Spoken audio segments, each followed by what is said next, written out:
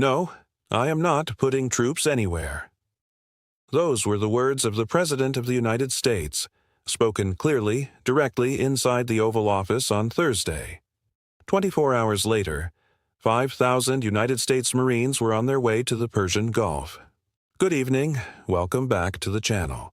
Tonight, we are breaking down one of the most consequential and confusing moments of this war.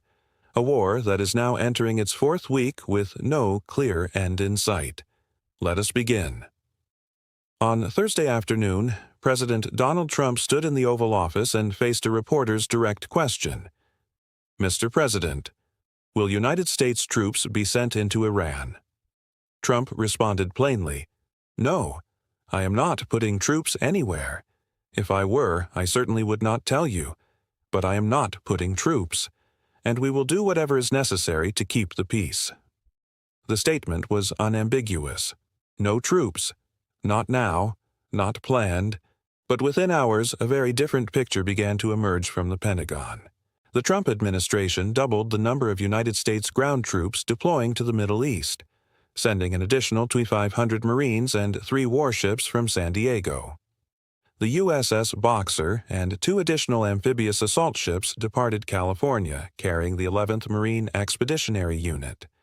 That deployment came on top of a separate Marine Expeditionary Unit already redirected from Japan, the USS Tripoli Group, carrying more than 2,000 Marines, expected to arrive in the region shortly. Combined, that is approximately 5,000 United States Marines now moving toward the Persian Gulf. And here is what makes this significant. Military experts have noted that with 5,000 Marines now en route, the administration is assembling a force large enough for offensive operations. That is not a defensive posture. That is preparation. Then on Friday morning, just one day after saying no troops, President Trump posted a message that sent shockwaves through financial markets around the world. Trump wrote on social media, "We are getting very close to meeting our objectives as we consider winding down our great military efforts in the Middle East with respect to the terrorist regime of Iran."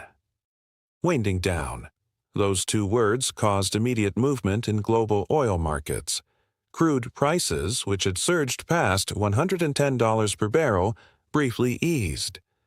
But then, the contradiction deepened. The Pentagon had submitted a request for an additional $200 billion to fund the war, a sum that would require congressional approval.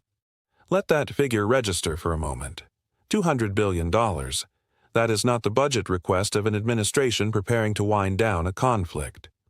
When pressed further by a journalist about his intentions, Trump offered a remarkable clarification.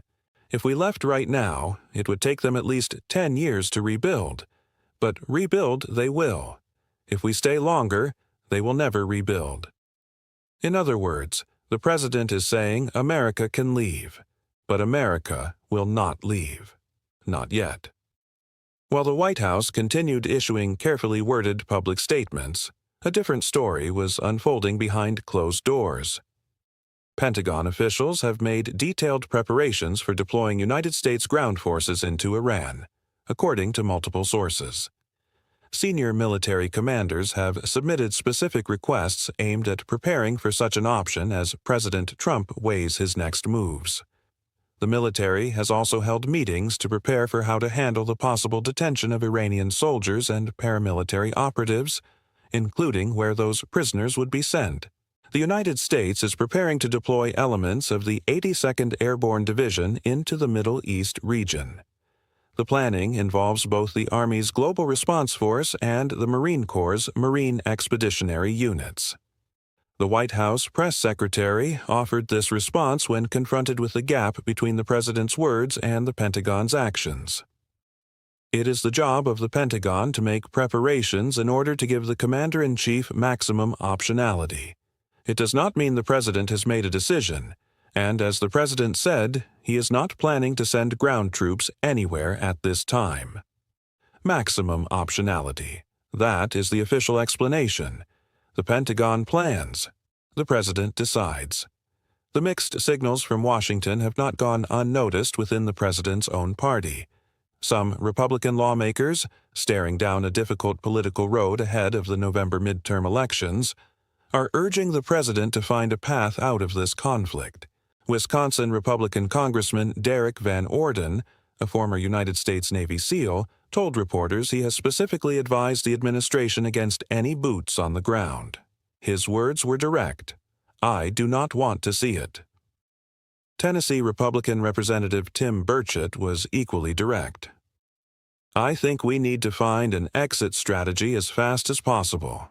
Some prominent Republican voices have told the president he could reasonably declare the war a success once the military achieves the objectives outlined by the Joint Chiefs: the destruction of Iran's navy, its missile capabilities, and its industrial base. But others warn that such a framing would leave the nuclear question dangerously unresolved. Beyond the battlefield, the economic consequences of this war are accelerating at a pace that is alarming governments on every continent.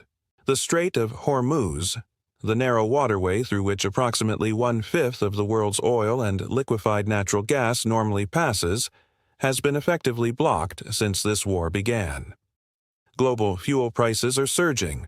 Food supply chains are under threat. Oil prices have risen approximately 45% since the start of the conflict, with crude now topping $110 per barrel. More than 3,000 vessels are now stranded in the Middle East, according to the International Maritime Organization. The Persian Gulf has effectively become a massive parking lot for ships carrying the world's energy supply. In an attempt to stabilize those markets, the Trump administration made a historically remarkable decision on Friday. The administration announced it would temporarily lift sanctions on the sale of Iranian oil until April 19, 2026. Think carefully about what that means. The United States is simultaneously bombing Iran and buying Iranian oil. That is the extraordinary contradiction at the heart of this conflict. To summarize where things stand tonight, Saturday, March 21, 2026, day 22 of this war, the president says no ground troops, but 5,000 Marines are sailing toward the Persian Gulf. The president says winding down, but the Pentagon has requested $200 billion more to fund the conflict. The president is bombing Iran, but has simultaneously lifted oil sanctions to ease the economic pain of this very war. According to the timeline the president and his advisors have offered publicly, the 4-week mark, which arrives next Saturday, opens the window for the planned ending point to this military campaign. Whether that window closes with a ceasefire, an escalation, or something no one has yet predicted, remains the defining question of this moment in history. We will continue to monitor every development as it happens. If this coverage was useful to you, please subscribe and hit the notification bell. We are live every day. Thank you for watching. Stay informed. Stay with us.